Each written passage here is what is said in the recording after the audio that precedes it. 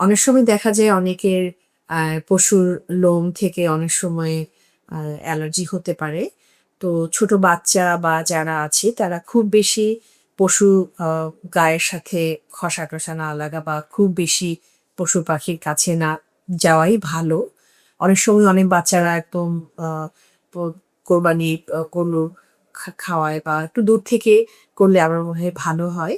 কারণ অনেক সময় ওদের গায়েও অনেক ধরনের স্কিন ডিজিজ থাকে যেগুলো অনেক সময় আমাদের মানুষের মাঝেও কিন্তু স্প্রেড হতে পারে। গরু ছাগল ধরার পরে আমি বলব যে হাত অবশ্যই খুব ভালো করে ধুয়ে দিবে। অনেকেই দেখা যায় যে গরুর মাংস বা খাসির মাংসে অনেক সময় অ্যালার্জি থাকে। খাবার পরে আপনাদের এরকম শরীরে হঠাৎ করে চুলকানি হয়, লাল হয়ে যায়, র‍্যাশ হয়, ছোট, ছোট গোটা দানা উঠছে শরীরের ভিতরে বিভিন্ন জায়গাতে।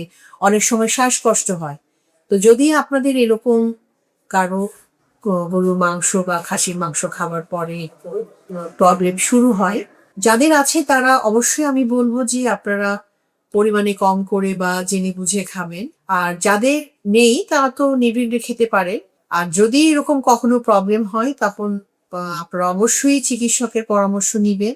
তো আপনাদের সবাইকে অনেক, অনেক ধন্যবাদ। সবাই আমাদের জন্য দোয়া করবেন, ভালো থাকবেন এই আশা রাখি এবং সবাইকে ঈদ মোবারক দিয়ে এবং আ আমাদের আপন হেলথ কেয়ার এ স্বাগতম জানিয়ে শেষ করছি।